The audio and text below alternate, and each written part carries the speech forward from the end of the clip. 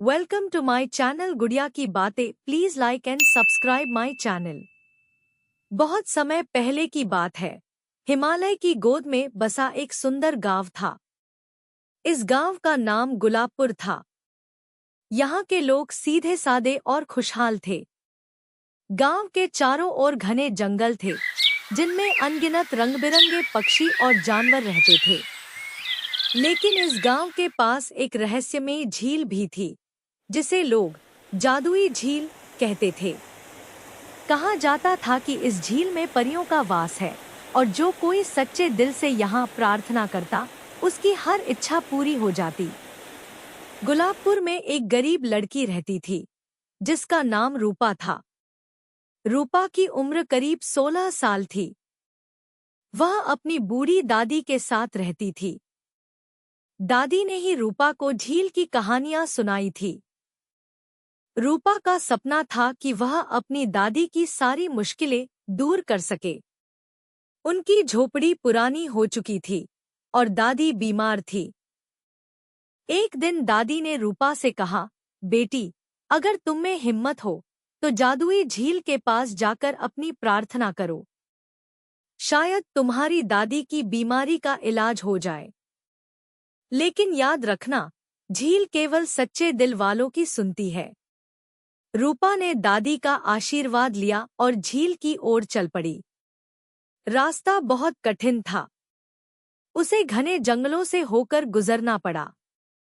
रास्ते में उसे कई जानवर मिले, लेकिन वे उसे नुकसान नहीं पहुंचाते। लगता था जैसे जंगल भी उसकी मदद कर रहा हो।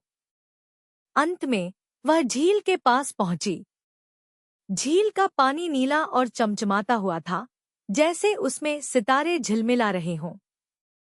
रूपा ने झील के किनारे बैठकर अपनी आंखें बंद की और सच्चे दिल से प्रार्थना की, हे परियों की रानी, मेरी दादी को स्वस्थ कर दो और हमारी जिंदगी में खुशी वापस ले आओ।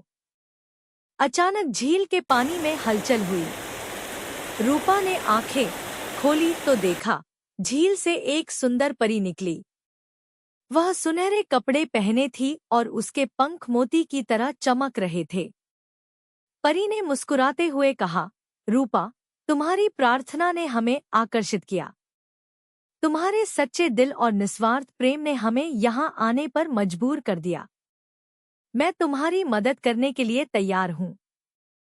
परी ने रूपा से कहा, लेकिन तुम्हें एक परीक्षा देनी होगी। यदि तुम इसे पास कर गई तो तुम्हारी हर इच्छा पूरी होगी। रूपा ने निडर होकर कहा, मैं परीक्षा के लिए तैयार हूँ। परी ने उसे 3 काम दिए। पहला काम था जंगल के सबसे गहरे हिस्से में जाकर एक जादुई फूल लाना।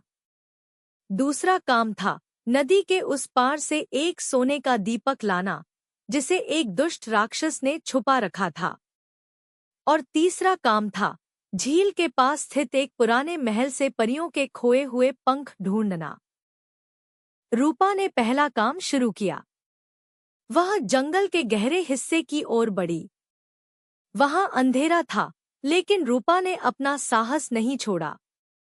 अचानक उसने एक डरावनी आवाज सुनी। यह एक विशाल भालू था, जो उसके रास्ते में खड़ा था। रूपा ने भालू से डरने के बजाय कहा, हे जंगल के राजा, मैं तुम्हारा रास्ता नहीं रोकना चाहती।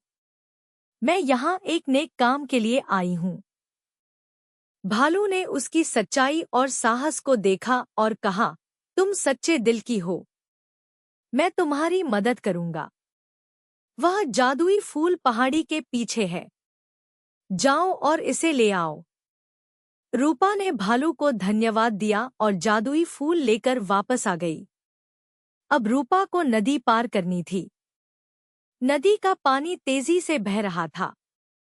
वह एक पुल की तलाश में थी। तभी उसे एक बूढ़ा व्यक्ति मिला। वह व्यक्ति बोला, पुल का रास्ता खतरनाक है, लेकिन मैं तुम्हें एक नाव दे सकता हूँ। रूपा ने शुक्रिया कहते हुए नाव ली और नदी पार की। नदी के दूसरी ओर उसे वह दुष्ट राक्षस मिला। राक्षस ने गुर्राते हुए कहा, यह दीपक तुम्हें तभी मिलेगा जब तुम मेरी पहेली का उत्तर दोगी। राक्षस ने पूछा, वह क्या है जो जितना अधिक होता है उतना ही कम दिखता है? रूपा ने कुछ पल सोचा और कहा, अंधेरा। राक्षस हैरान रह गया और गुस्से में गरजते हुए गायब हो गया। रूपा ने सोने का दीपक उठाया और वापस आ गई। अब रूपा को पुराने महल में जाना था।